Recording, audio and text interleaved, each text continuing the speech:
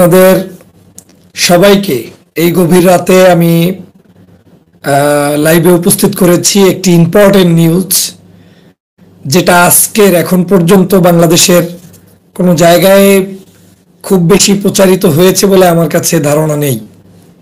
একদম latest news, সেটা হচ্ছে মানবজমিন ঢাকা 27শে জুলাই শনিবার, তার মানে আজকের এই যে এখন শনিবার শুরু হয়েছে, আজকের সাক্ষাৎকার প্রকাশ পেয়েছে আমাদের বাংলাদেশের অত্যন্ত শ্রদ্ধাস্পদ একজন ব্যক্তি, বিশ্ববরণ্য ব্যক্তি, নোবেল লরেট ডক্টর মোহাম্মদ ইউনূসের একটি বক্তব্য।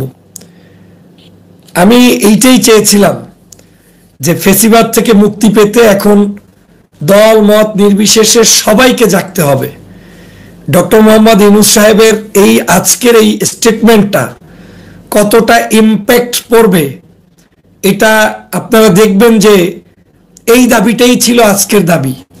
আমি যে বারবার বলছি বাংলাদেশে এখন আর ছোট কোনো দাবি নাই, দাবি হতে হবে শেখ হাসিনার পতন।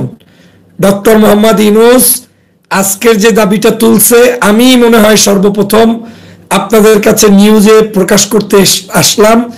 এটা মানবজমিন 27শে জুলাই, মানে আজকে শুরু হয়েছে শনিবার, মানে আজকের দিন, শুক্রবার শেষ হয়ে শনিবার। ঢাকায় হয়তো এখন ভোররাত, বিদেশে যারা আছেন তাদের হয়তো মানে শনিবার শুরু, কারো হয়েছে কারো হয় নাই। সেই জায়গায় মানবজমিনের রিপোর্ট আমি এটা আপনাদেরকে পড়ে শোনাবো। যে কারণে আসছি, আপনারা এটা সমগ্র বাংলাদেশে, দেশে বিদেশে যে যেখান থেকে আছেন সবাই এই ভিডিও শেয়ার করবেন, কারণ এই মানুষদের দাবিগুলো বিশ্বের মানুষের কাছে যত দ্রুত পৌঁছবে, আপনি আমি 100 বছর চিল্লাইলেও সেটা পৌঁছবে না। ডক্টর মোহাম্মদ ইউনূসের একটা চিঠি, তার একটা আহ্বান বিশ্বের কাছে অত্যন্ত গুরুত্বপূর্ণ। অতএব কি কারণে, এর পিছনে কারণের মধ্যে কিন্তু আছে, নিশ্চয়ই অনেক কিছু আছে। আল্লাহ তাআলা আমাদের জন্য হয়তো পথ বের করে দিবেন বিধায়, না হয় ডক্টর মোহাম্মদ ইউনূস এ যাবৎকাল কোনোদিন এত বড় স্টেটমেন্ট দেয় নাই। তিনি বলছেন, দেখেন হেডলাইনটা একটু দেখেন সবাই, নতুন নির্বাচনের দাবি ডক্টর ইউনূসের, গণতন্ত্রে রাষ্ট্রের মালিক জনগণ। দেখেছেন, মানবজমিন আজকের পত্রিকা চ্যালেঞ্জ নিয়ে বলছি, এখানে কোনো দুই নাম্বারি করার কোনো সুযোগ নাই। আজকের পত্রিকা মানবজমিন স্ক্রিনশট দিয়ে রাখতে পারেন। 27 তারিখ শনিবার যখন আমি কথা বলছি, বাংলাদেশ টাইম এই মুহূর্তে শনিবার চলছে, মানবজমিনের রিপোর্ট, ডক্টর মোহাম্মদ ইউনূস দাবি তুলেছেন, শেখ হাসিনা আর বেশি দিন নাই, ইনশাআল্লাহ আর বেশি দিন নাই, তোমার পতন অনিবার্য। ডক্টর মোহাম্মদ ইউনূস সহ যাদেরকে তুমি নির্যাতন করেছো, নিপীড়ন করেছো, তার সময় শেষ হয়ে এসেছে, এখন তোমাকে জবাব দিতেই হবে। দ্রুত লাইভটা শেয়ার করুন, দ্রুত, যেহেতু গভীর রাত, আমি সময় বেশি নেব না। ডক্টর মোহাম্মদ ইউনূস কি বলেছে এটার উপর বিশ্লেষণ করব। সারা বাংলাদেশে এটা পৌঁছে দিন, বিদেশে পৌঁছে দিন, মানুষের কাছে পৌঁছে দিন। ডক্টর মোহাম্মদ ইউনূস বলছেন, নতুন নির্বাচনের দাবি ডক্টর ইউনূসের, গণতন্ত্রে রাষ্ট্রের মালিক জনগণ। মানবজমিন ডেস্ক, 27শে জুলাই 2024 শনিবার। আচ্ছা, বাংলাদেশে উদ্ভূত সমস্যা সমাধানে একটি নতুন নির্বাচন দাবি করেছেন শান্তিতে নোবেল পুরস্কার বিজয়ী বাংলাদেশি প্রফেসর ডক্টর মোহাম্মদ ইউনূস। খেলা জমবে, ইনশাআল্লাহ খেলা জমবে। মাঠেও থাকতে হবে, ঘাটেও থাকতে হবে, অনলাইনেও থাকতে হবে, বিদেশেও থাকতে হবে, পত্রপত্রিকায়ও থাকতে হবে, এবং এই ডক্টর মোহাম্মদ ইউনূসদেরকেও মাঠে রাখতে হবে। আমি এই একটু আগে যে লাইভ করলাম, আমি কি বললাম, সবাইকে রাখবে। এই ডক্টর মোহাম্মদ ইউনূসের সাথে আলহামদুলিল্লাহ আমি শুধুমাত্র দেশের স্বার্থে, মানবতার সাথে সাক্ষাৎ করে ক্রেস্ট দিয়ে, ফুল দিয়ে বরণ করেছি, যখন এই ডক্টর মোহাম্মদ ইউনূস অনেকের কাছে অপ্রয়োজনীয় ছিল। আমি জানতাম এই লোকের একটা চিঠি কতটা ইম্প্যাক্ট পড়বে, এটা আল্লাহ ছাড়া কেউ বলতে পারবে না। হাসিনার বোঝার শক্তি নাই। আমি অনেক আগে অনেককে বলেছিলাম যে ইউনূস সাহেব বাংলাদেশে যে মামলা লড়ছেন, এটাকে কেউ সস্তা মনে করবেন না, তার এই মামলা লড়ার পিছনেও কারণ থাকতে পারে। তিনি বাংলাদেশের মানুষের কাছে তার অবস্থান তৈরি করেছেন। দেখেন, কারণ কারণ মহাকারণ চলে আসছে। ডক্টর মোহাম্মদ ইউনূসের ছবিটা স্ক্রিনশট দাও, আওয়ামী লীগের বাচ্চারা নিয়ে রাখো, তোমাদের অবস্থা কোথায় যাবে সেটার জন্য ইনশাআল্লাহ আল্লাহর উপরে ভরসা করে কমেন্টস করবেন ইনশাআল্লাহ। তো ইউনূস সাহেব বলছেন বাংলাদেশের উদ্ভূত পরিস্থিতিতে নতুন নির্বাচন দাবি করেছেন শান্তিতে নোবেল বিজয়ী প্রফেসর মোহাম্মদ ইউনূস। বলেছেন গণতন্ত্রের সব সমস্যার সমাধান দিতে পারে একটি প্রকৃত, অবাধ, সুষ্ঠু নির্বাচন। দেখেছেন যে কথাটা আমরা বারবার বলছি, যে একটি অবাধ, সুষ্ঠু, প্রকৃত নির্বাচন দরকার, যেইটাই একমাত্র বাংলাদেশের সমাধান দিতে পারে, এছাড়া আর কিছু না। কয়দিন পালায়ে পালায়ে থাকবা? কয়দিন র্যাব, পুলিশ, আর্মি নামায়ে থাকবা? জনগণের সরকার থাকলে তো র্যাব লাগবে না। কয়দিন ইন্টারনেট বন্ধ করবা? আমি তো বাংলাদেশের আগামীকালকেই আপনাদেরকে এটা নিয়ে লাইভ দেব, যে যুব সমাজকে দাঁড়াতে হবে এখন রাস্তায়। আমার আপনার এই সরকারের কারণে যদি আমার ফেসবুক বন্ধ করা লাগে, ইউটিউব বন্ধ করা লাগে, কে সরকার কি আমার দুলাভাই? আমি কন্টেন্ট ক্রিয়েটর একজন যদি আমার দেশে থাকে, একজন যদি অভিনয় শিল্পী থাকে, গানের শিল্পী থাকে, সিনেমার শিল্পী থাকে, সারাদিন তারা তাদের ভিডিও দেয়, আপলোড দেয়, আপনার পছন্দ হোক কিংবা না হোক, এটা তো যুব সমাজের চাহিদার আলোকে তারা করে। সরকার তাদের সব বন্ধ করে বসে আছে। কে আমার আওয়ামী লীগ কি দুলাভাই না সম্বন্ধী? এইসব ধান্দাবাজি চলবে না। যে কারণে যুব সমাজ আপনাদেরকে জাগতে হবে, এমন একটা সরকার প্রতিষ্ঠা করতে হবে যেই সরকার আপনার দাবি আদায় করবে, দাবি পূরণ করবে, শান্তিতে বাসায় থাকতে পারবেন, আর্মির সাথে সাক্ষাৎ হবে না, আপনাকে কারফিউর মধ্যে চলতে হবে না। এই সরকার করতে হলে এই যে ডক্টর মোহাম্মদ ইউনূস যেটা বলেছে যে এই মুহূর্তে একটি নির্বাচন দরকার, এবং সেটা হতে হবে কি? প্রকৃত, অবাধ ও সুষ্ঠু নির্বাচন। অনেক বড় কথা। এটা অনেক গুরুত্বপূর্ণ। প্রকৃত, অবাধ এবং সুষ্ঠু নির্বাচন। গত 17 বছরে আমরা সুষ্ঠু কোনো নির্বাচন দেখি নাই, বাংলাদেশে হয় নাই। সব চোর। এই ডাকাতদের জন্য ডক্টর মোহাম্মদ ইউনূসের এই থ্রেটটা অত্যন্ত ইম্পর্টেন্ট। স্ক্রিনশট দেন, আমি পরে শোনাচ্ছি, ফাঁকে ফাঁকে আপনাদের সাথে গল্প করছি। একই সঙ্গে তিনি বলেন কোটা আন্দোলনকারীরা কাউকে হত্যা করতে যাননি। বিশাল স্টেটমেন্ট। কোটা আন্দোলনকারীরা কাউকে হত্যা করে নাই। আর আওয়ামী লীগ এই 3 দিন পর্যন্ত প্রচার করছে কোটা আন্দোলনকারীদের মধ্যে জঙ্গি ঢুকে গেছে। আজকে আবার 3 জনকে অ্যারেস্ট করছে ডিবির হারুন, যে জঙ্গি খুঁজতেছে। কোটা আন্দোলনকারীরা জঙ্গি? শালা জঙ্গি খুঁজতে খুঁজতে এখন স্কুল, কলেজ, ইউনিভার্সিটি ছাড়াইয়া তোমরা কোটা আন্দোলনের মধ্যে ঢুকে গেলা। ফাইজলামির তো একটা সীমানা থাকা দরকার।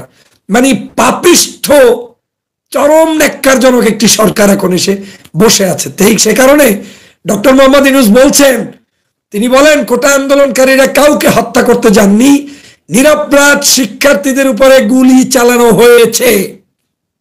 প্রচার করুন, শেয়ার করুন, শত শত শেয়ার মারুন। এই ইউনূসের বক্তব্য আর আমাদের সারাদিন বক্তব্য এক নয়।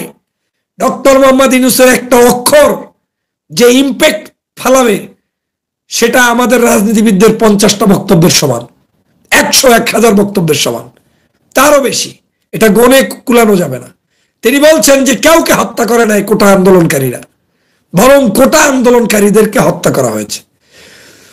এজন্য তিনি পরিস্থিতি সামাল দেওয়ার জন্য বিদেশের কাছে সহায়তার আহ্বান জানিয়েছেন। এই মুহূর্তে সরকারের এমন কোনো বিশ্বাসযোগ্যতা নেই, স্পষ্ট বলেছেন। তিনি বলেছেন এর অর্থ এই নয় যে বিদেশিরা আনুষ্ঠানিকভাবে বন্ধুত্বের হাত বাড়িয়ে দিয়ে সমস্যার সমাধানে সহায়তা করবেন। বাংলাদেশের হত্যাকাণ্ড বন্ধে তিনি বিদেশিদের প্রতি আহ্বান জানিয়েছেন। তিনি বলেন আজ বাংলাদেশে যা ঘটছে, এমনও হতে পারে, তিনি বলছেন এমনও হতে পারে ভারতেও তা ঘটতে পারে। যদি আপনি এখন কথা না বলেন, তাহলে এই দিনকে আপনি ভারত, নেপাল, পাকিস্তান অথবা সার্কভুক্ত অন্য দেশগুলোর খুব কাছে নিয়ে যাচ্ছেন। তার মানে বাংলাদেশে ফেসিবাদ যেটা কায়েম হয়েছে, এটাকে যদি চুপ করে বসে থাকেন বিশ্ব নেতারা, ডক্টর মোহাম্মদ ইউনূস বলছে, তাহলে এই কর্মকাণ্ড ভারতেও ঘটতে পারে। আর ভারতে ঘটেই থামবে না, ভুটান, নেপাল সহ আশেপাশের এই যে সার্কভুক্ত দেশ, সব জায়গায় এই ধরনের কর্মকাণ্ড ঘটবে। সেজন্য ডক্টর মোহাম্মদ ইউনূস সবাইকে আহ্বান জানিয়েছেন এই মুহূর্তে এই সকল কর্মকাণ্ড পরিত্যাগ করার জন্য। ভারতের প্রভাবশালী দা হিন্দুকে দেয়া দীর্ঘ এক সাক্ষাৎকারে এসব কথা বলেছেন ডক্টর মোহাম্মদ ইউনূস। দেখেন, স্ক্রিনশট নেন, একটা শব্দ মিথ্যা বলছি কিনা। এই যে দা হিন্দু পত্রিকা, এরপর পরে আপনি সার্চ দেন, মানব জমিনে ঢোকেন, আমি পরে শোনাই, ফাঁকে ফাঁকে গল্প করছি। ভারতের প্রভাবশালী দা হিন্দুকে দেয়া দীর্ঘ এক সাক্ষাৎকারে এসব কথা বলেছেন ডক্টর ইউনূস। বর্তমানে অলিম্পিক গেমসের স্পেশাল গেস্ট হিসেবে তিনি প্যারিসে অবস্থান করছেন। সেখানে সাক্ষাৎকারটি নেন সাংবাদিক সুহাসিনী হায়দার। এখানে তা তুলে ধরা হলো। এখন আসেন প্রশ্ন, সবাই ধৈর্য ধরে শেয়ার করবেন, একটু কষ্ট হলেও শুনে যাবেন এবং এই বক্তব্য মানুষকে জানিয়ে দিবেন। কেউ যাবেন না, আপনারা এখানে যত দ্রুত যুক্ত হবেন।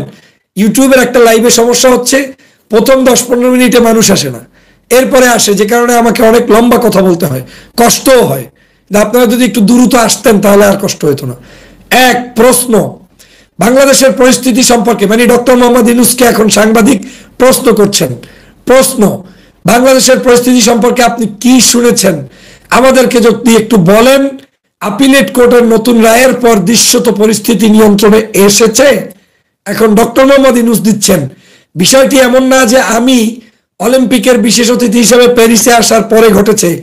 ঘটনার সময় আমি সেখানে ছিলাম, কারফিউর মধ্যে আমি বিমানবন্দরে গিয়েছি। পরিস্থিতিকে সরকার এমন ভাবে দেখাচ্ছে যেন বিদেশি কোনো সেনা বাংলাদেশে আগ্রাসন চালিয়েছে। এই কথাই বলছি, বাংলাদেশে কোনো যুদ্ধ হচ্ছে না। ডক্টর মোহাম্মদ ওইটাই বলেছে যে এদেশে এমন পরিস্থিতি বানিয়েছে যে বিদেশি কোনো সেনা মনে হয় আমাদের উপরে আক্রমণ চালিয়েছে। তাই সেনা ও অসাধারণ কি বলে সেনা ও আধা সামরিক বাহিনীকে বুলেট সহ নামানো হয়েছে বিক্ষোভকারীদেরকে দমন রাখতে। ডক্টর মোহাম্মদ ইউনূস এটা পূর্ণাঙ্গ বুঝে ফেলছে। দান্দাবাজি সরকারের শিক্ষিত মানুষ, বুঝতে তো আর কষ্ট নাই, ভালোভাবে স্টেটমেন্ট দিচ্ছে তিনি বলছেন তারা এই সরকারকে এমন ভাবে নামিয়েছে যে দমিয়ে রাখতে, মানে এই যে মানে কি বলে, তাই সেনা আধা সামরিক বাহিনীকে বুলেট সহ নামানো হয়েছে বিক্ষোভকারীদের দমিয়ে রাখতে। তারা তাদেরকে ছাত্র পরাজিত করার মুডে ছিলেন, তারা শৃঙ্খলা ফেরানোর মুডে ছিলেন না। মানে সরকার ছাত্রদেরকে পরাজিত করার মুডে ছিলেন, তারা কোনো অবস্থায় শৃঙ্খলা ফিরে আসুক সেই চিন্তাই সরকারের মাথায় ছিল না। তারপর তিনি বলছেন ফলে যা ঘটেছে সেটা কি, কেন তারা সব রকম বাহিনীকে নামিয়েছে। সরকার কি একটি বিদেশি শক্তি যে বুলেট দিয়ে স্থানীয়দের দমন করছে? ডক্টর মোহাম্মদ ইউনূস বলছে তারা তো আপনার নিজের দেশের নাগরিক, বিশ্ববিদ্যালয়ের শিক্ষার্থী, তারা তো সমাজের শীর্ষ শতকরা 1%, তারা দেশকে পরিচালনা করতে প্রস্তুত। তারা যেন অন্য দেশের শক্তি হিসেবে বাংলাদেশে আগ্রাসন চালাচ্ছে, তাই তাদেরকে আপনি হত্যা করছেন, দেখা মাত্র গুলি করা হচ্ছে। সুতরাং এটাই হলো পরিস্থিতি যা বাংলাদেশের উদ্ভব হয়েছে। তাই আমি বিশ্ব নেতাদের প্রতি অনুরোধ করেছি এটা দেখতে, যাতে এই হত্যাকাণ্ড বন্ধ করা যায়। এ দৃশ্য আমি আর দেখতে পারছিলাম না। বাংলাদেশের মিলিয়ন মিলিয়ন মানুষ সন্ত্রাসের মধ্যে বসবাস করছে, এটা দেখতে পারছিলাম না। গণতন্ত্রের সর্বোচ্চ অগ্রাধিকার দেয় জনগণের জীবনে। গণতন্ত্র হলো জনগণের সুরক্ষা দেয়া। সব মানুষকে ধর্ম, রাজনৈতিক মতামত অথবা অন্য যে কোনো মতবিরোধ থাকলেও তাদেরকে সুরক্ষা দেওয়া হলো গণতন্ত্র। যদি একজন নাগরিক অন্য একজনকে হত্যা করতে যায়, তাহলে যিনি হামলার শিকার হচ্ছেন তাকে সুরক্ষিত রাখা হলো রাষ্ট্রের প্রথম দায়িত্ব।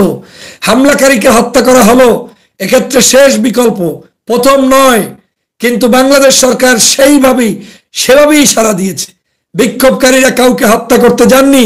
তাদের দাবি সরকারের জন্য সন্তোষজনক নাও হতে পারে, কিন্তু তাদের হত্যা করার অনুমোদন দেয় না সরকারকে।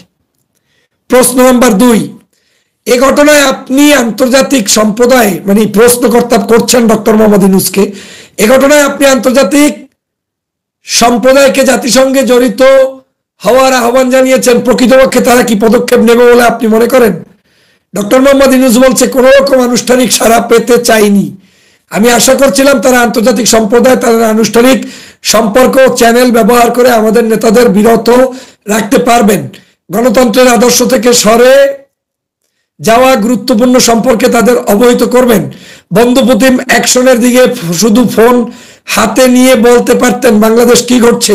বন্ধুর জন্য যা করে তা হলো পরিস্থিতিকে ঠান্ডা করা, যা জনগণের জীবন রক্ষায় সহায়ক হয়। নেতাদের বন্ধু আছেন, বন্ধু হিসেবে কিছু করা যায়। সংকটের সময় যদি আপনি ভালো পরামর্শ না দেন তাহলে আপনি কেমন বন্ধু? প্রশ্ন করছেন এখন সাংবাদিক। প্রশ্ন, ভারত ও বাংলাদেশের ঐতিহাসিক বন্ধু। ভারতের মধ্যে একটি বিবৃতি দিয়েছে, তারা বলেছে এটা বাংলাদেশের আভ্যন্তরীণ বিষয়।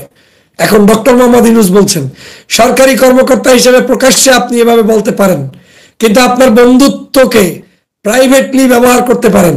প্রধানমন্ত্রীরা একে অন্যের সঙ্গে কথা বলতে পারেন যদি তারা দেখেন যে অন্যায় কিছু ঘটেছে। এখানে সার্কের স্বপ্ন আছে, আমাদের একে অন্যের সহায়তা করতে পারি। আমাদের মধ্যে প্রাকৃতিক বন্ধন আছে। যদি কোনো ঘটনা একটি দেশে ঘটে তখন তা সহজেই অন্য দেশে দেখা দিতে পারে। আমরা দেখতে পাচ্ছি যে পুলিশ, আধা সামরিক বাহিনী এবং একটি বাহিনী হত্যা করছে নিরপরাধ মানুষকে। এক অত্যন্ত ভয়াবহ অবস্থা। ছাত্রদের বিক্ষোভকে মোকাবেলা করতে আপনাকে কেন সেনাবাহিনী নামানোর প্রয়োজন হলো? ডক্টর মোহাম্মদ ইউনূস বলছে। কিন্তু এখন আপনি বলতে পারেন কিছু শত্রু ভিতরে ঢুকে পড়েছিল।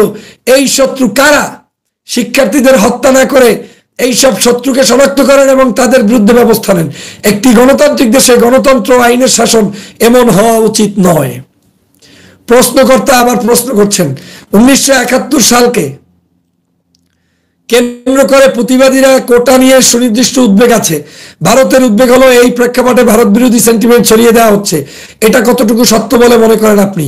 ডক্টর মোহাম্মদ ইউনূস বলছেন, এক্ষেত্রে কল্পনা সুদূর প্রসারী হবে। বাংলাদেশ ও ভারতের মধ্যে সম্পর্কের ক্ষেত্রে কোটা আন্দোলনের একেবারে হালকা বিষয় নয়।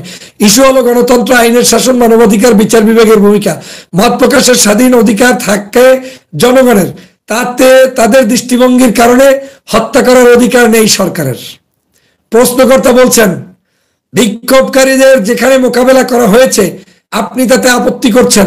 প্রধানমন্ত্রী শেখ হাসিনা সরকার বলেছে যে বিক্ষোভকারীরা নিজেরাই সহিংস হয়ে উঠেছেন, তারা পুলিশ পোস্টগুলোকে পিকেটিং করেছিলেন। ইউনূস সাহেব বলেছেন, ডক্টর মোহাম্মদ ইউনূস, আইন ভঙ্গকারীদের বিরুদ্ধে আপনি কি ব্যবস্থা নেবেন তার একটা প্রক্রিয়া আছে। কোথাও বলা নেই যে আপনি একের পর এক তাদেরকে হত্যা করতে পারেন। বিশ্বে এটাই প্রথমবার নয় যেখানে একটি সরকার বিক্ষোভকারীদের মোকাবেলা করছে। নিরপরাধ শিক্ষার্থীদের হাত উত্তোলিত থাকা অবস্থায় তাদেরকে খুব কাছ থেকে গুলি করতে দেখছি পুলিশকে, কারণ এই পুলিশকে গুলি করে হত্যা ক্ষমতা দেওয়া হয়েছে।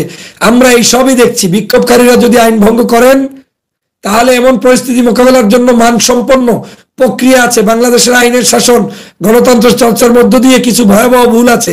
আমাদের মুখ ফিরিয়ে না ঠিক হবে না। আমরা সার্কের সদস্য, আমরা প্রতিবেশী। কি ঘটছে তা দেখতে সব মিডিয়া আসা উচিত ও দেখা উচিত। সবার আগে তারা বাংলাদেশ সরকার যেটা করছে তা হলো সবকিছু বন্ধ করে দিয়েছে, যাতে অন্ধকারে তারা সবকিছু ধামাচাপা দিতে পারে।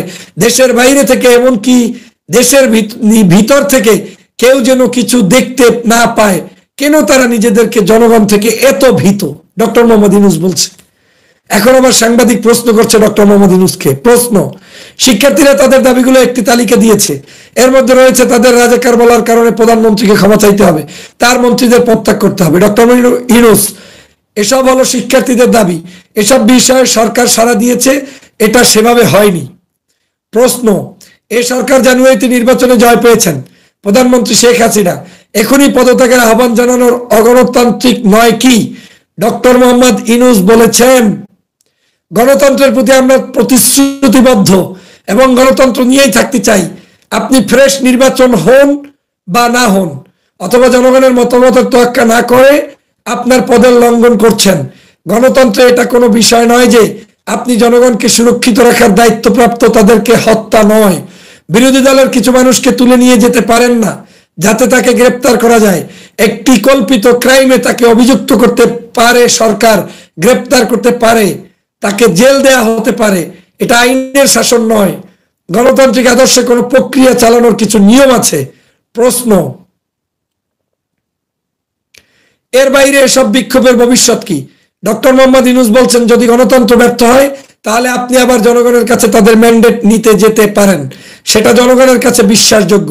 কিন্তু এই মুহূর্তে সরকারের এমন কোনো বিশ্বাসযোগ্যতা নেই। প্রশ্ন, আপনি কি মনে করেন সরকারের প্রত্যাখ্যান করা উচিত? ডক্টর মোহাম্মদ ইউনূস বলেন, গণতান্ত্রিক কাঠামোর অধীনে এমন পরিস্থিতি উদয় হলে নিয়ম অনুযায়ী ব্যবস্থা নিতে হয়। সব সমস্যার সমাধান আছে গণতন্ত্রে। এ বিষয়ে আপনাকে নতুন করে রায় দেওয়ার জন্য আমার কাছে কিছু নেই। প্রশ্নকর্তা, পরিস্থিতি উন্নতি করার জন্য আপনি কি কোনো ভূমিকা রাখতে পারেন? ডক্টর মোহাম্মদ ইউনূস, আমি এখন সেই ভূমিকাই রাখছি। বাংলাদেশের গণতন্ত্রের প্রয়োজনীয়তা ব্যাখ্যা করছি। দেখেছেন বাপের বেটার ছাদ্দাম। এইবার ডক্টর মোহাম্মদ ইউনূসের একটা স্টেটমেন্ট আমার খুব পছন্দ হয়েছে। এই মিনমিনাইয়ে বাংলাদেশ সরকারের বিরুদ্ধে কিছু বললে কিছু হবে না, ডাইরেক্ট বলে দিচ্ছে যে এখন নির্বাচন লাগবে, পারলে তুমি জনগণের ম্যান্ডেট নিয়ে আবার আসো, দেখি এইবার আওয়ামী লীগ কি করো। প্রশ্ন, আপনার বিরুদ্ধে প্রায় 200 অভিযোগ আছে। সরকারের শ্রম আইন ও ইস্যুতে আপনাকে অভিযুক্ত করা হয়েছে। আরো নতুন 2টি মামলা আছে। প্রধানমন্ত্রী শেখ হাসিনার বিরুদ্ধে লড়াইটা কি আপনার ব্যক্তিগত? ডক্টর মোহাম্মদ ইউনূস, এই মামলাগুলো আইনের শাসনের ব্যর্থতা। আমার বিরুদ্ধে অভিযোগগুলো হলো আত্মসাৎ, জালিয়াতি, অর্থ পাচার সম্পর্কিত। এর অর্থ হলো আমার নিজের প্রতিষ্ঠান থেকে আমি অর্থ চুরি করেছি। এসব সরকারের অভিযোগ, এসবই বানোয়াট কাহিনী, সবই বানানো। অনেক মানবাধিকার বিষয়ক সংগঠন বলেছে এসব অভিযোগ ভিত্তিহীন। এসব মামলা করা হয়েছে আমাকে হয়রানি করার জন্য। শ্রম অধিকার লঙ্ঘনের সম্পর্কিত মামলায় এরই মধ্যে আমাকে 6 মাসের জেল দেওয়া হয়েছে। এটিও একটি বানোয়াট মামলা। প্রশ্ন, আপনি বলছেন গণতন্ত্র ব্যর্থ হয়েছে, কি এমন আছে আপনি মনে করেন যে তা এই অবস্থা থেকে বাংলাদেশকে ফিরিয়ে আনতে পারে? তিনি বলছেন জনগণের ম্যান্ডেট নিন অবাধে সুষ্ঠুভাবে, এটাই জনগণের নির্দেশনায় গণতন্ত্রের সমস্যার প্রতিকার সম্ভব, কারণ রাষ্ট্রের মালিক জনগণ, সরকারের থাকা কিছু মানুষের জন্য নয়।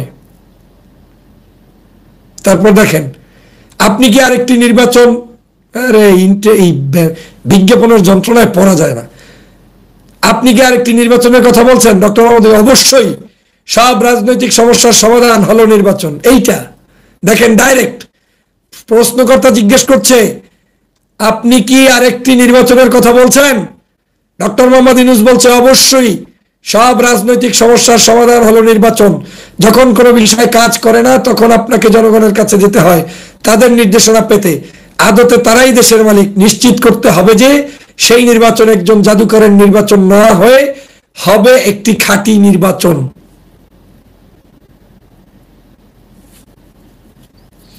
একটা খাঁটি নির্বাচন লাগবে এইবার। শেয়ার করেন। প্রশ্ন, আপনি কি মনে করেন পরিস্থিতি বর্তমান নিয়ন্ত্রণে আছে? বিক্ষোভ আবার ফিরতে পারে? আপিল আদালত তো কোটা কমিয়ে এনেছেন। ডক্টর ইউনূস, সরকার দাবি করছে যে পরিস্থিতি নিয়ন্ত্রণে রয়েছে। এর অর্থ এই নয় যে মৌলিক রাজনৈতিক সমস্যার সমাধান হয়ে গেছে। অস্থায়ী ভিত্তিতে হয়তো থেমে আছে, কিন্তু রাজনৈতিক ইঞ্জিন দৌড়াতেই থাকবে। তা মুহূর্তেই নোটিশে নতুন করে শুরু হয়ে যেতে পারে। আজ বাংলাদেশে যা ঘটছে এমনও হতে পারে ভারতেও তা ঘটতে পারে। যদি আপনি এমন কথা না বলেন তাহলে এই দিনকে আপনি ভারত, নেপাল, পাকিস্তান অথবা সার্কভুক্ত অন্য দেশগুলোর খুব কাছে নিয়ে যাচ্ছেন। আমি ডক্টর মোহাম্মদ ইউনূসকে গভীর রজনীতে স্যালুট জানাই। এটা নিয়ে আপনারা কথা বলুন, মানুষকে জানান। আজকে তার এই বক্তব্যের স্টেটমেন্ট আজকে আমি প্রথম হয়তো লাইভে জানালাম। এটা আপনারা প্রচার করতে পারেন, ডাউনলোড করতে পারেন, শেয়ার করতে পারেন। শেয়ার করেন। এই প্রথম ডক্টর মোহাম্মদ ইউনূস ডাইরেক্ট বললেন বাংলাদেশের সমস্যা সমাধানে আরেকটি নির্বাচন চাচ্ছেন। এই নির্বাচনের বিকল্প নাই এবং এই দেশে এখন যা হচ্ছে এগুলো যে কোনো সময় গরম হয়ে উঠতে পারে। পরিস্থিতি যা আছে তাতে সরকারের অনুকূলে কিছুই নেই। অতএব এই ফ্যাসিবাদের বিরুদ্ধে সবাইকে যেতে হবে। দ্বিতীয় স্টেটমেন্ট যেটা স্টুডেন্টদেরকে নিয়ে দিয়েছেন, যে স্টুডেন্টরা কাউকে হত্যা করেনি, এটাই আমরা বলতে চেয়েছি। স্টুডেন্টদেরকে আওয়ামী লীগ হত্যা করেছে। অতএব শিক্ষার্থীদেরকে যারা হত্যা করেছে, ডক্টর মোহাম্মদ ইউনূস নিজের ঢাকায় থেকে জেনে এই কথা বলেছেন সাংবাদিককে যে স্টুডেন্টদেরকে হত্যা করা হয়েছে সরকারের তরফ থেকে এবং মনে হয়েছে বাংলাদেশটা একটা যুদ্ধের ক্ষেত্র, ময়দান, যেটা বিদেশি কারো সাথে আমার যুদ্ধ চলছে, অথচ এই দেশের প্রশাসন এই দেশের নাগরিকদেরকে হত্যা করেছে। এইটাই ডক্টর মোহাম্মদ ইউনূস আজকের এই বক্তব্যে বলার চেষ্টা করেছে। তো আমরা এখান থেকে 4টা জিনিস পিক আপ করতে পারি, আপনাদের সামারি দিয়ে দিচ্ছি কষ্ট না হয় এজন্য। নাম্বার 1, ডক্টর মোহাম্মদ ইউনূস বাংলাদেশে এখন নির্বাচন চাচ্ছে, নতুন আরেকটি নির্বাচন, যেই নির্বাচন গ্রহণযোগ্য, অবাধ, নিরপেক্ষ, যাতে মানুষের প্রতিফলন হয়, ভোটের প্রতিফলন হয়। এটা নাম্বার ওয়ান। নাম্বার টু, যারা আন্দোলন করেছে তাদেরকে যারা হত্যা করেছে তারা সরকারের লোক, মনে হয়েছে তারা বিদেশি কোনো লোকের সাথে যুদ্ধ করছে, এই রকম ভাব নিয়ে সাধারণ শিক্ষার্থীদেরকে খতম করার জন্য হত্যা করেছে, যেটা রাষ্ট্রের কোনোভাবে হয় না, কোনোভাবে সম্ভব না। এটার জন্য এই সরকারকে ডক্টর মোহাম্মদ ইউনূস দায়ী করেছেন। তৃতীয়, ডক্টর মোহাম্মদ ইউনূসের বিরুদ্ধে যত মামলা, এই মামলা হামলাগুলো হচ্ছে সরকারের সাজানো বানোয়াট, যাতে করে তাকে অপমান করা হয়, অপদস্থ করা হয়। এমনকি বিদেশি বিভিন্ন অর্গানাইজেশনের কথা বলছে এবং ইউনূস সাহেবকে 6 মাসের অনৈতিকভাবে সাজা দিয়েছে, সেটাও অন্যায়, সেটা তিনি বলেছেন। এরপরে হচ্ছে আমাদের চতুর্থ হচ্ছে, যেটা আমি বলতে চাচ্ছিলাম, যে এই সরকারের এখন যে অপতৎপরতা চলছে, এটা যদি এইরকম সময় আমরা সবাই মিলে বন্ধ না করতে পারি, বিশ্ব নেতাদেরকে উনি আহ্বান জানিয়েছেন যে কোনো মূল্যে এটাকে থামাতে হবে। যদি না থামান তাহলে এটা সার্কভুক্ত দেশগুলোতেও এইরকম আন্দোলন ছড়িয়ে পড়তে পারে। ভারত সহ সার্কভুক্ত সকল দেশে এরকম আন্দোলন ছড়িয়ে পড়তে পারে, যেটা কোনো দেশের জন্য মঙ্গলকর নয়। অতএব ডক্টর মোহাম্মদ ইউনূসের ডক্টর মোহাম্মদ ইউনূসের বক্তব্য হচ্ছে চূড়ান্তভাবে ফেসিবাদের এই সরকারকে নির্বাচন দিয়ে পতন ঘটানো, দেশবাসীর মানুষের মূল্যবোধের প্রতি সম্মান জানানো, এবং তিনি এটা নিয়ে দেশে বিদেশে কাজ করছেন।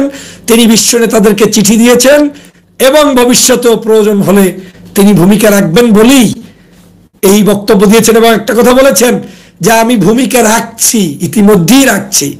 অতএব আওয়ামী লীগ যত হাম্বিতাম্বি করো, সন্ত্রাস, টেন্ডারবাজ, চাঁদাবাজ, আমার মানুষের উপরে গুলি করে, এইটা তোর দেশের, তোর বাবার দেশ না, এইটা তোদের না, এটা আমাদের জনগণের দেশ। আল্লাহর রাস্তায় এই দেশ থেকে ভাগ। তোদের অনেক অনেক সুদ হয়ে গেছে, দেনা পাওনা অনেক হয়ে গেছে, মানুষ মাইরা ক্ষমতায় থাকা যায় এইটা কোনোদিন সম্ভব না। রক্ত এমন একটা জিনিস, আপনি সব পাপ করতে পারেন, আল্লাহ মাফ করে, গোপনও থাকে। একটা পাপ করলে আপনি রেহাই পান না। দেখেন কোনো মানুষকে যারাই হত্যা করে যে কোনো জায়গায়, জীবনের একটা সময় হলেও ও ফান্দে পড়েই। আওয়ামী লীগ এখন যে কাজটা করছে তাতে তারা ফান্দে পড়েছে। এখন ফান্দে পড়িয়া বগা কানবে, এই দেখার অপেক্ষায় আমরা জনগণ। আমরা এই দেশটাকে যুদ্ধ বিধ্বস্ত দেশ বানাতে চাই না। আমরা এই দেশটাকে চাই স্বাধীন সার্বভৌম বাংলাদেশ হিসেবে গঠন করতে।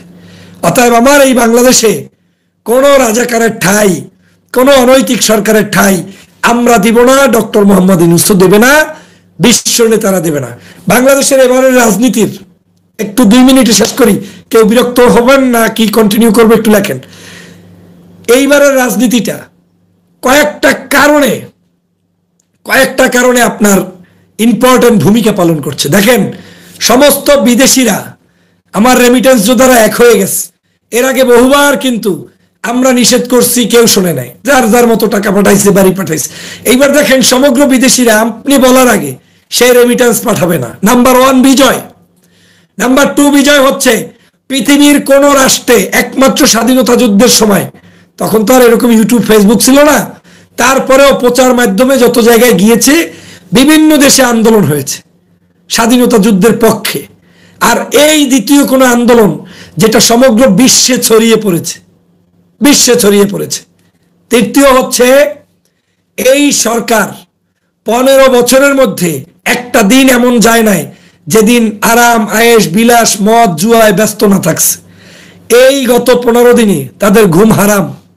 আর্মি নামাইতে হয়েছে, বিজিবি নামাইতে হয়েছে, পুলিশ নামাইতে হয়েছে, কারফিউ দিতে হয়েছে, মানুষ মারতে হয়েছে, ইন্টারনেট বন্ধ করতে হয়েছে, পত্রপত্রিকা বন্ধ করতে হয়েছে, কারেন্ট বন্ধ করতে হয়েছে, হেলিকপ্টারে গুলি করতে হয়েছে।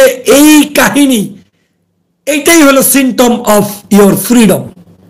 You will receive it, you will get it and you will enjoy it, but before you are enjoying you have to be patient. আপনাকে একটু ধৈর্য ধরে এই মাতৃগর্ভ থেকে বাচ্চাটা আসার আগে যে কষ্ট মা পায়, বাংলাদেশের জনগণের, স্বাধীন চেতা জনগণের সেই কষ্টটাই এখন হচ্ছে।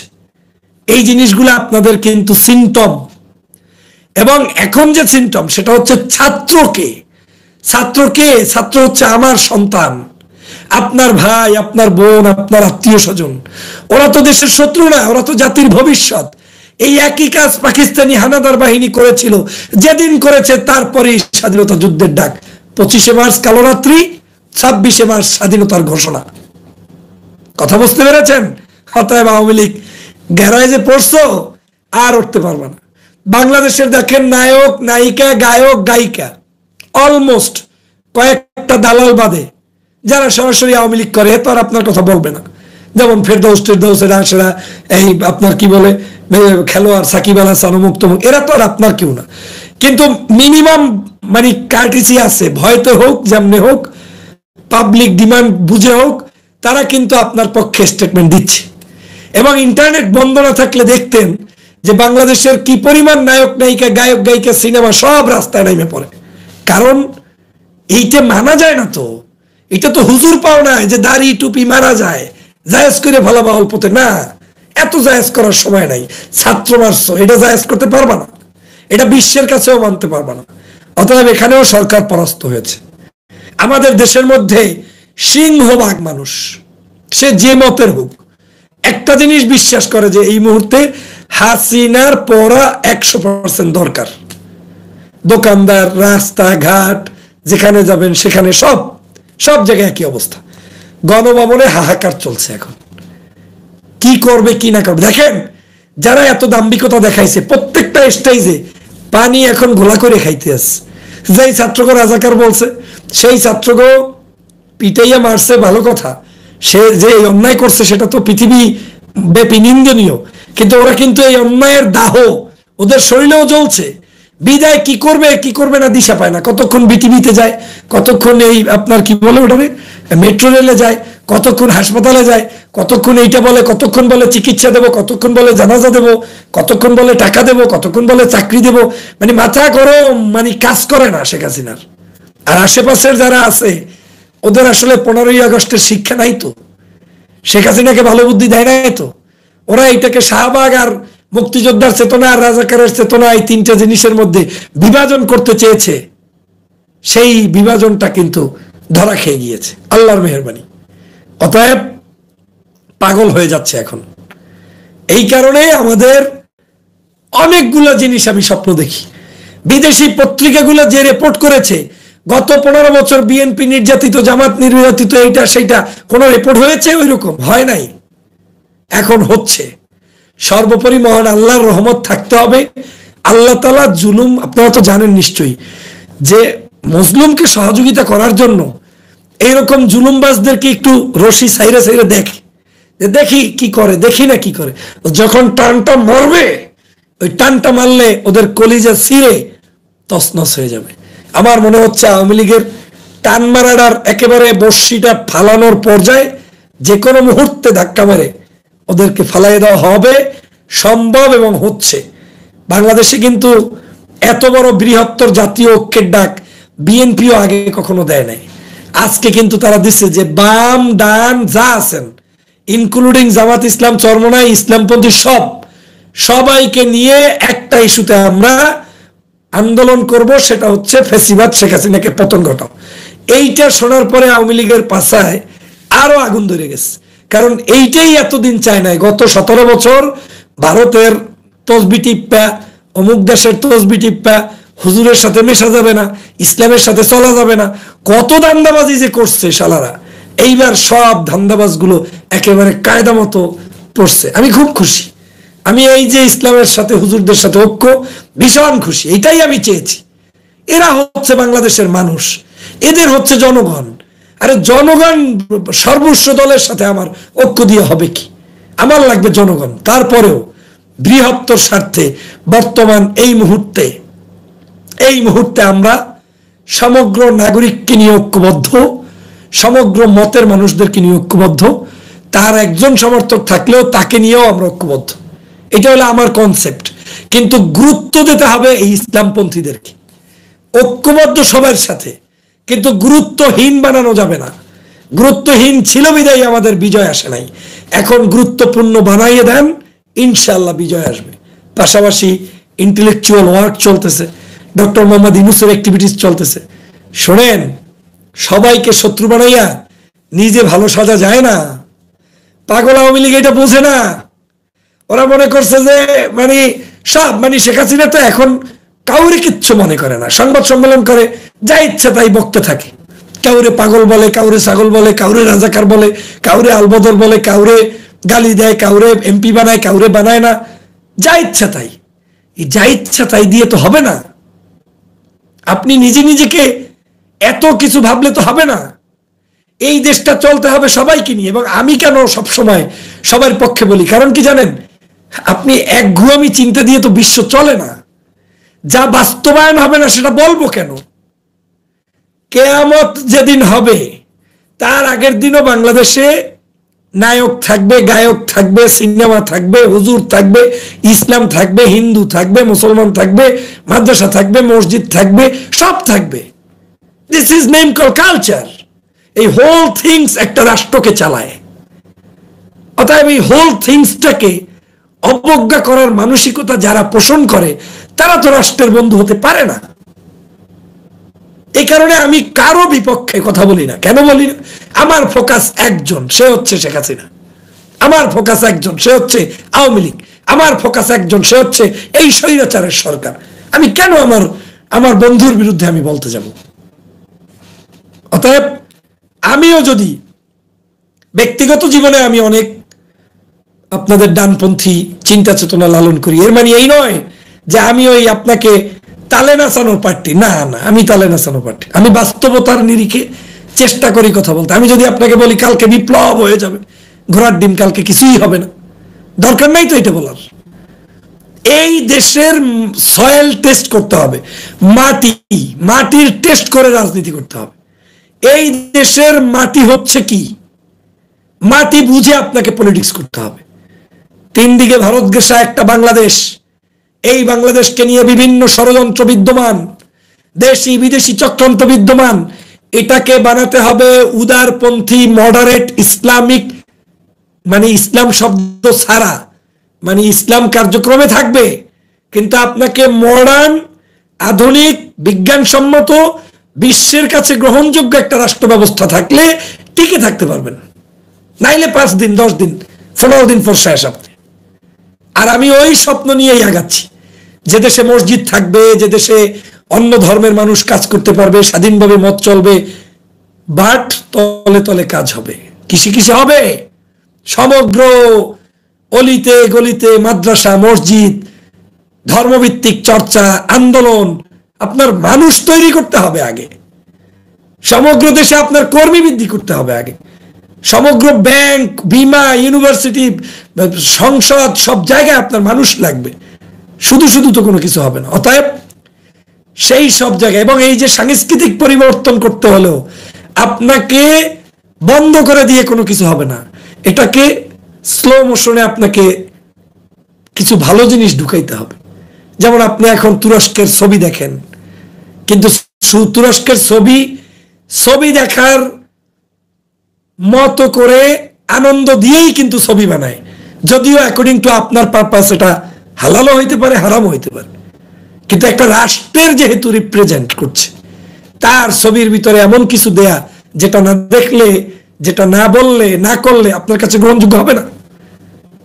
সঠিক ইতিহাস এভাবে করে স্লো মোশনে আপনাকে কাজ আগায় নিতে হবে। এক বাক্যে চরম উদারতার পরিচয় দিয়ে, বৃহত্তর হৃদয় নিয়ে, মানুষকে টেনে এনে সবাইকে কাজে লাগিয়ে ভালো একটা মানসিকতা মাথায় সেট আপ করে আগাইতে হবে। অতিরিক্ত কোনো কিছু করা নয়, আবার অতিরিক্ত ডাউনে গিয়ে আপনার সব বিলীন করে দেয়া নয়, যেটা বাংলাদেশে এখন হচ্ছে। খুব বেশি কামনা করি অনেকে, আবার কেউ একেবারে বাস মাইরা শেষ করে দিচ্ছে। যাই হোক প্রিয় বন্ধুরা, আমার সময় তো অনেক আছে। ইউটিউব চ্যানেল যতদিন আল্লাহ রাখছে আপনাদের সাথে কথা হবে। আমার এই চিন্তা চেতনাগুলো আপনারা শেয়ার করবেন, অনুধাবন করার চেষ্টা করবেন। আপনারাও আমাকে পরামর্শ দিবেন, আমি আপনাদের পরামর্শগুলো গ্রহণ করব। আজকের এই মুহূর্তে আমাদের ডক্টর মোহাম্মদ ইউনূস সাহেবকে ধন্যবাদ জানাই। ইনশাআল্লাহ আমাদের সবাই মিলে ফ্যাসিবাদের পতন নিশ্চিত করার জন্য ঐক্যবদ্ধভাবে এই আন্দোলন অব্যাহত থাকবে, এবং আমরা সফলতার দ্বার প্রান্তে যাব বলে আমি বিশ্বাস করি। প্লিজ অল দ্য হিউম্যান, আপনার সবাইকে এই ফ্যাসিবাদের বিরুদ্ধে নামতে হবে। আপনি একটু দয়া করে আল্লাহর হস্তে নামেন। দোকানদার, গাড়িওয়ালা, রিক্সাওয়ালা, বাড়িওয়ালা, যে যেখানে আছেন সবাই মিলে যদি একটু নামেন। ওদের কিন্তু অলরেডি নড়াচড়া শুরু হয়ে গেছে। দেশ আর ভালো নাই, ওরা ভালো নাই ওদের। আপনি 5ই মে শাপলা চত্বরের ইতিহাসের সাথে মিলান। একটা হামলা করছে, পরের দিনই আওয়ামী লীগ কিন্তু বাংলাদেশ ঠিকঠাক করে ফেলছে। তারপরে ওই মোদী বিরোধী আন্দোলন 2 দিনের মধ্যে ঠিক হয়ে গেছে। 28শে অক্টোবর 1 রাতের মধ্যে ঠিক হয়ে গেছে। একমাত্র এই আন্দোলন যেটা ঠিক করতে কারফিউ এখনো চলে, ইন্টারনেট নাই। অতএব বোঝেন যে এই আন্দোলনের ইম্প্যাক্টটা কত বড়। অতএব আসুন সবাই মিলে ফ্যাসিবাদের বিরুদ্ধে সবাই মিলে ঝাঁপিয়ে পড়ি। এইবার একটু কায়দা মতো ধাক্কা যদি দিতে পারেন, আমি যেরকম দিতে চাই, 100% ইনশাআল্লাহ আল্লাহ আমাদের সাথে আছেন।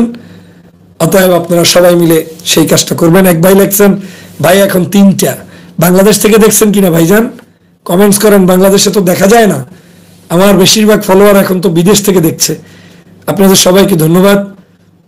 আল্লাহ পাক আমাদের সবাইকে হেফাজত করুক এবং আওয়ামী লীগের এই নির্যাতন, জুলুম, অত্যাচারের হাত থেকে হেফাজত করুক।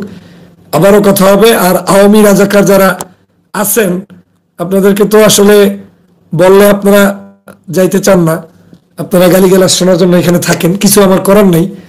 তো আপনারা যাবেন ইনশাআল্লাহ, দেশ থেকেও পালাবেন, আমাদের কাছ থেকেও পালাবেন। আর এখানে যারা আছেন একটু তাদেরকে জয় বাংলা করে দেন। আপনারা একটু ওদের কমেন্টস দেখলে তো বোঝেন না, ওই কমেন্টসে গিয়ে একটু রিপ্লাই দিয়ে দেন, ডাইরেক্ট জয় বাংলা।